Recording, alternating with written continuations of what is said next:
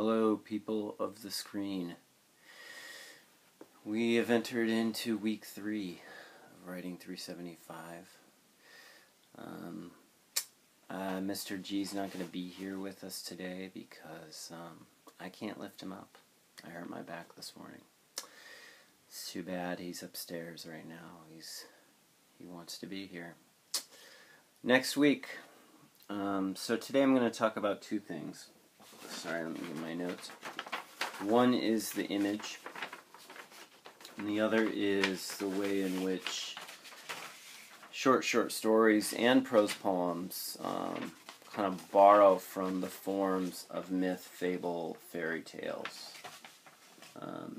And then we're going to talk a little bit about nightmares, which relates to Ayan Katawa's book.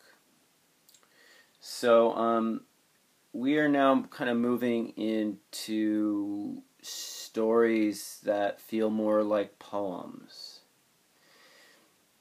So they're less driven by character and more driven by image and metaphor and sound and meaning. Less driven by character transformation or character complexity. There is complexity. So this week, or week 2, you received the poetic story handout, and it had some Lydia Davis, it had Amelia Gray, and it had some Paul Pousseau. So these are stories, there's narrative, there's situation, but there's more poetics, there's more work in sound. There's more compression. There's much more compression. There's less plot. So I want to talk to you guys about the image. What is an image and how does it operate in fiction, poetry, nonfiction, whatever. I think it's important as writers that we try to tease out, well, what's the difference between an image and in detail? What's the difference between an image and a metaphor? That kind of thing. So today we're going to just talk about images. So an image is it's a descriptive detail. It's comprised of sensory details. And it can be a single detail, or it can be an entire image, it can be comprised of four details. And it's not just details that evoke sight, but also auditory details, olfactory details, tactile, everything.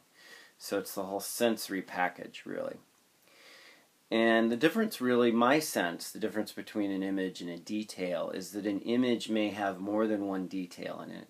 And an image has a kind of leaning towards, or a full signal to, metaphor, which is comparison. In other words, you read the detail, and you all of a sudden feel yourself taking a sort of flight away from the work.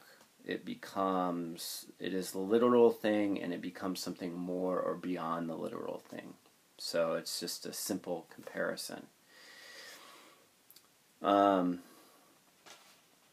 wanted to talk a little bit about what makes like a really good image.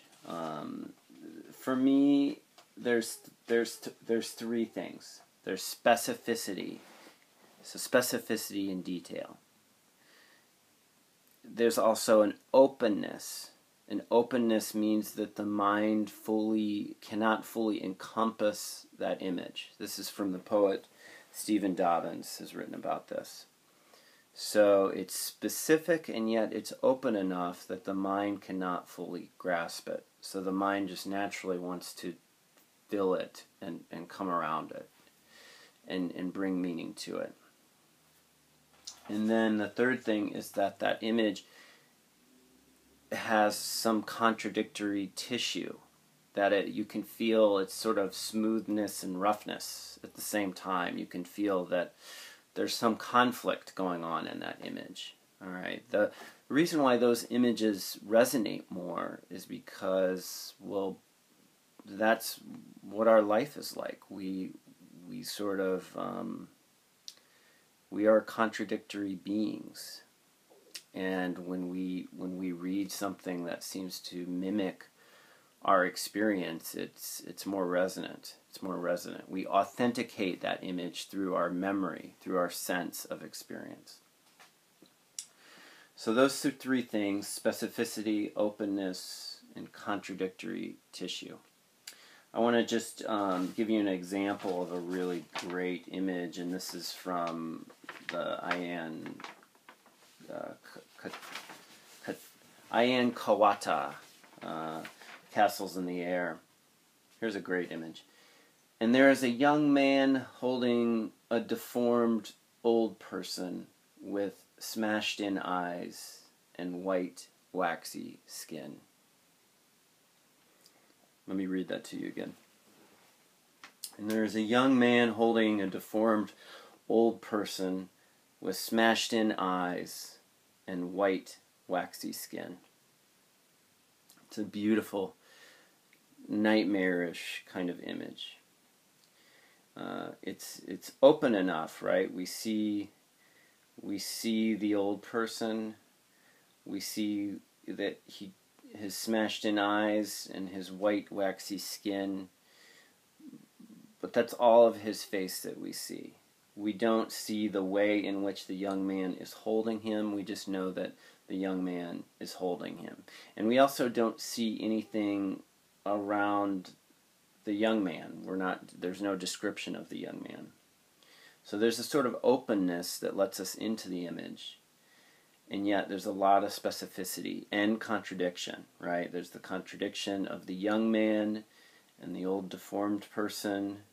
That young man is holding that deformity as if it will someday be himself. We have this haunting image of smashed-in eyes and white, waxy skin. White, waxy skin. It's skin that's still intact. It's still holding. It's still holding. So there's something delicately holding about this deformed person. So yeah, specificity, openness, and contradictory tissue. And I'll add one more thing, people of the screen. A good image makes use of fresh phrasing. That is, phrasing that is not tired, that is not cliched, that we haven't heard of. So one of the aspirations of a writer is to make images that feel familiar enough that the reader can feel them, but they're not so tired and stale that we immediately read past them. So that's your challenge, is to write with specificity, openness, contradiction, and freshness. Part 1 of this week 3 lecture has now ended.